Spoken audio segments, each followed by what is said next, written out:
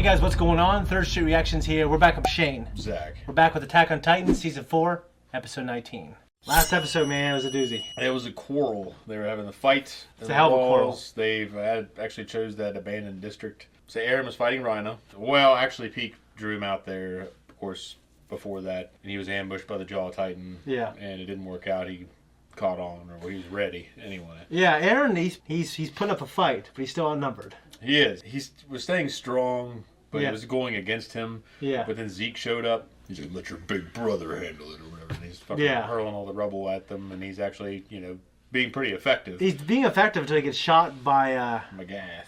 Yeah, because I think... Bloodbath Magath. Yeah, Pete. Yeah, and which actually, that's a very useful thing to ride her. Ride the Titan, the whatever it's called. The fucking whichever Leonardo DiCaprio face. I love the one where he's fat too. Yeah. No, but she was pretending like she was like out of commission, but she was kind of in a weird position, and they kind of didn't pay her any mind. And then of course Magath shot Zeke, and I think the last shot of Peak, she was actually hanging out the wall, yeah. And then our heroes on ODM gear were coming towards her. So that was happening, and Falco, he professed his undying love. He did, and then he took off because he's running for Zeke at the same time that Eren is gimping towards him. Yeah. And we were assuming, I believe, during that reaction that Zeke's going to let out the yell, and he's going to turn everyone into Titans. So that means he's going to turn that kid into a Titan. I hope not. I want to wonder if maybe that's how he'll become a Titan. That's what I'm thinking. I hope he does, but I don't want... I mean, we are in the last season, and I'm loving everyone's story. I'm not ready to lose Reiner yet, personally. Just because I love the character, and I do too. I feel like I don't want him to be over. I don't want his presence to be thinned out. I don't want him to be overused. No, I get you. Because he's kind of like my Piccolo. He's ready to kill himself, and he's dying right now. He's there for the kids. I also love Eren's character, but I don't want him to take Reiner's power yet. That just would not be. I would hate it. I have to say. Well, if Falco gets it, then you have to watch the kid. There's something going on with the kid there too. Well, I don't want that to happen, but dude, this is like a horror suspense show. I hope fucking Zeke. We've been led on with too much information regarding Zeke to assume as of right now that he's going to die, because he had those visions where he was inside of that Titan in its belly. Yeah, and he was like talking to. I imagine. How did you heal? He's like, I don't know. It was a girl. It was a girl. She was matted out with stars all over her or something, wasn't she? Well, it showed him on the ground, and she was sculpting sand around his body. Yeah. In a sense, healing him. Yeah. It made me wonder if that was Ymir. Yeah, and possibly, in terms of his little vision quest that he had. Yeah, you're probably right. It probably was Ymir. I'm assuming. I don't know. Yeah, I don't think who else would it be. I mean, I think that would honestly make the most sense that it's Ymir. He's near death, and the idea of them all being connected together, and it always shows all this iconography of stars and paths. And we also she had stars over. And we also know that Hanji and bolted with Levi's. Okay, assumed corpse, but we don't know that yet. He looked very dead. He looked dead as hell, and I don't care if it's like a stretch. I don't want him to die. I don't care if they just. I don't want him to die. I just feel like that was just an unworthy death, the way he went out. No, it's unworthy, and I mean, it's very Game of Thrones style in terms of how you just unexpectedly lose a character. He didn't have a dramatic scene. I think he needs a dramatic scene first. I agree, because with all the moments he's had. Yeah, I mean, he's had the coolest moments. They just snuff his ass out. He's had like the second coolest and the third coolest moment in the show, I think. Yeah. I think. Well, you believe that fucking Erwin had his speech. I think that was number one for me. Yeah. I think that's one of the number one anime moments for me. Top 10. Top 20 at least. I like that voice actor a lot. Yeah. I mean, this show, I mean, it's definitely a great fucking moment. Anyways, guys, before we jump into the reaction, just to let you know, we do put the footage on our Patreon. It's for free for everyone. Just go there and watch it. Then come back to YouTube to hear our review and our conversation. Let's jump in.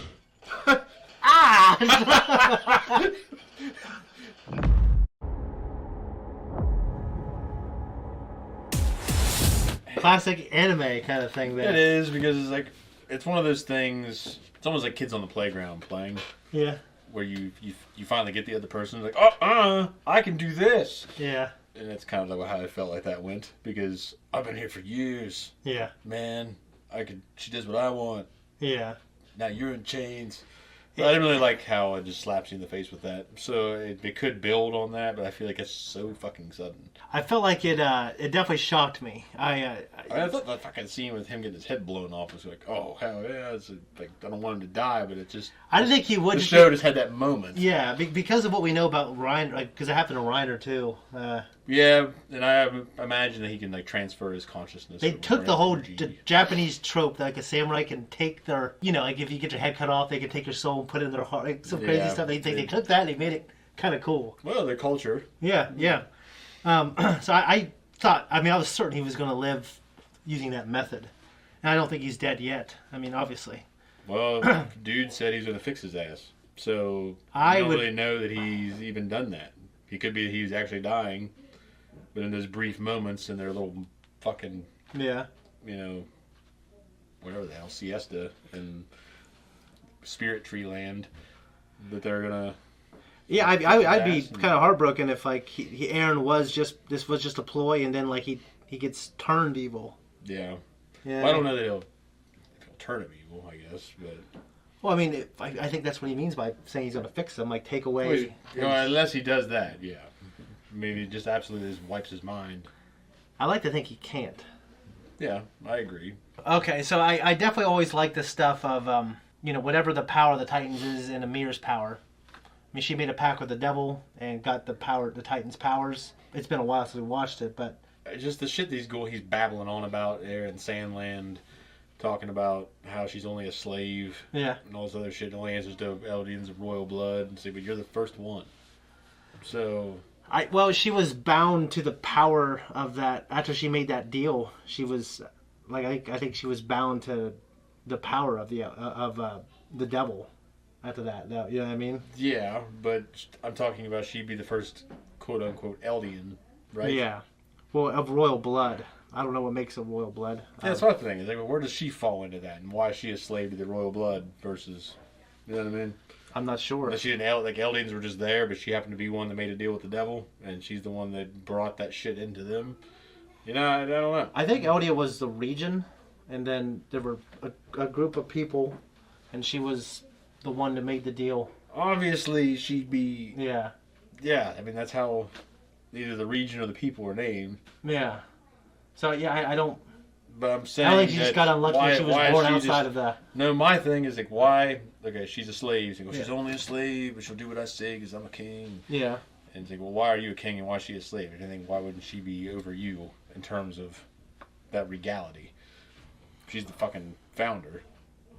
I'm not sure. That's my point. Yeah, no, I think why is she just this mindless thing that wanders around? I think we're as shocked as Aaron is because he thinks it's impossible. And a lot of shit's going on here that doesn't make much sense. But obviously, this show's done a good job of doing a follow up, even though we get some repeat scenes that we don't really need. But, yeah, I wonder if that will seem to also led up to him losing the ball and then he punching the head.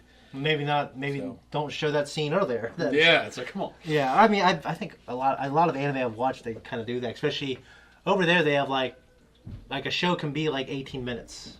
Yeah. Like over here, like no, it's like we have a thing, we have all these deals, we have to have commercials. It has to be like 22 or whatever. Mm-hmm. And now, even though we have streaming now, like there's still like that. They're locked into that. It's locked into that format. Mm-hmm. It's kind of weird. I do. Oh wait, well, we're missing one big thing out of the episode. Is fucking Falco. Yeah. Eating. I mean, that to me was one of the saddest. Mr. Hoo-Ha, whatever terrible. his name was. That to me was one of the saddest, terrible things. I liked how Porco, if that's his name, Galliard, isn't it Galliard? His last name is Puck. Peak. There's Peak. Do they call him Porco? Yeah, I think they just call him that. He's like, don't call me that. Yeah. I like how he went out, but the way Rhino was about to go out was actually acceptable to me. I think it was acceptable too, and I mean, I wanted him to go out that way, but I like what it does to Reiner. It's like, no, you can't die yet. Here you are trying to be noble, and you're going to go out like a man, and then you're robbed of that, you know? So it's kind of like... God damn it! it's kind of like this glorious purpose that he could have had. And then, he lost it. He lost it. And I think it's... Well, hopefully he's going to have an even better one. It'd be funny if he ended up being kind of the hero of the show. He's a hero to me. Turning things on their head anyway. Because... Well, I mean, he's going to be dead in a couple of years, too. Well, technically, most of them will. In terms Yeah, of, Aaron's got like 4 or 3. Armin's got a little while. He's got a little longer. And Annie still hasn't come back yet. And he hasn't come. Yeah, dude, there's so much shit going on here. And we lost so many good characters. Yeah, Pixis, when they all and the other guy with the shaggy hair. Yeah. That is just a fate worse than death, I think.